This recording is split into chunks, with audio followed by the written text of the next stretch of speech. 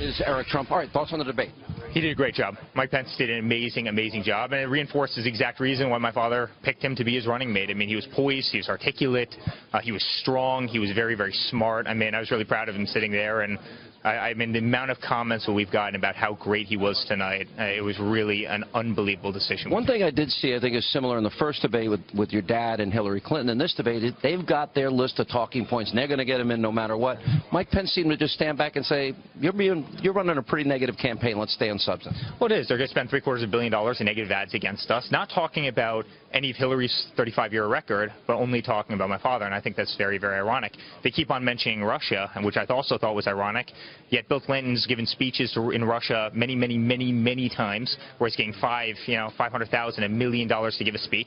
You look at the the Russian nuclear deal, right, where $145 million was paid to the Clinton Foundation from Russia after the U.S. gave 20% of its uranium stockpile to the country. I mean, I just find it so ironic that they kept on bringing up that topic. You know, I thought we got to more substance tonight. We talked about immigration. We talked about vetting refugees. We talked about the Iranian deal. We talked about the creation of ISIS by the United States pulling out of Iraq and Syria in particular.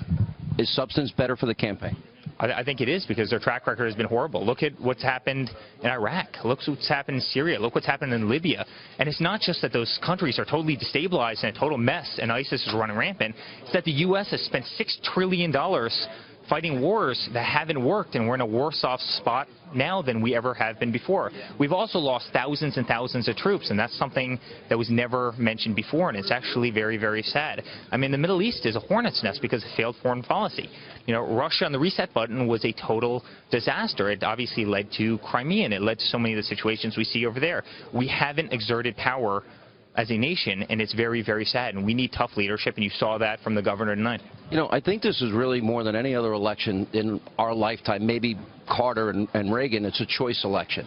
If you look at saying radical Islam, the Supreme Court, they didn't get to it a lot tonight, but on building a wall, not building a wall, vetting refugees, not vetting refugees, Obamacare, repealing, replacing, or keeping it, or maybe even doubling down on it, and energy independence. There's really substantive differences. As I watch debates, I feel like, especially on the left, they try to muddy the waters. Do you think that choice is coming clear now with 35 days to go? Well, there's no question they try and muddy the waters, because what other choice do they have, right? Hillary Clinton's been a politician longer than I've been alive, if you can believe it. And look where 46 years now. Look where we are as a nation, right? The politicians who created this mess aren't going to be the politicians to fix it.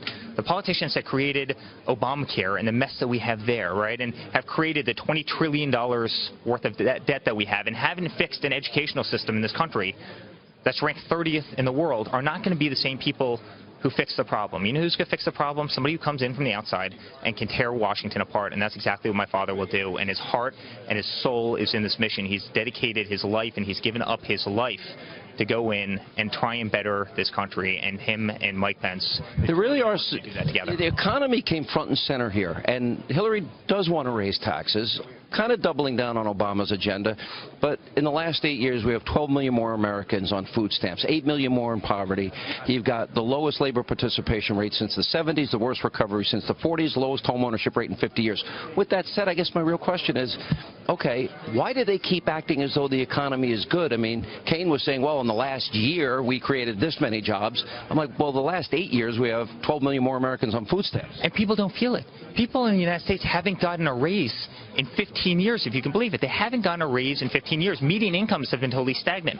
Well, the problem with that as well is taxes have gone up, Obamacare premiums have gone up tremendously, utilities, your cost of living in this country has gone up, but people are making the same amount of money as they were 15 years ago. We have 100 million people in this country out of the workforce, right? Since we signed NAFTA, 95 million. We've lost 1 in 3 manufacturing jobs. They've gone overseas. We no longer have them in our country. I mean, we don't make anything anymore. We don't produce anything anymore. We don't have jobs anymore.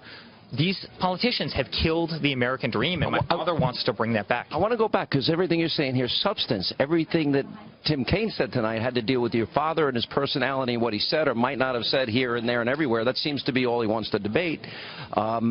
What advice do you give your dad? Because obviously that's their strategy. Well, listen, that is their strategy, and it's very sad that that's their strategy. They can't run on their own track record because their own track record has been, quite frankly, horrible. So that's their strategy, to divert and to, move in different directions and to spew out a lot of lies. And there were certainly a lot of lies coming from one side tonight, and that's very, very sad. My father's got to keep going with his message, and it's a message that's spot on. Put America first again. Very simple. Create jobs. Create safety. Fix our educational system. Fix our medical system, which is a total wreck after Obamacare. Start putting America first again. Our president comes off a plane in China 2 weeks ago. They don't even bring a staircase up to Air Force One. They don't even bring a staircase. That's how little respect the rest of the world has for our country. And it's so sad. And I can tell you, my father's president, that respect will absolutely be restored. I'm proud of where the campaign is right now. You feel victory in 35 days. You're glad it's coming to an end. There's no question about it. Now, Mark Halpern behind you, he's not happy because he's got a whole show based on this circus of ours. Right? Yeah, that's right. That's right. I watch a show a lot. But I'm incredibly proud of my father. He's done an amazing job. I couldn't be more proud. He's one of my best friends in the world. And Mike the governor did an amazing job tonight. And I was so proud to sit front and center and represent the family. All right, Eric, good to see you. Thanks so much. Appreciate it. Thank you so much.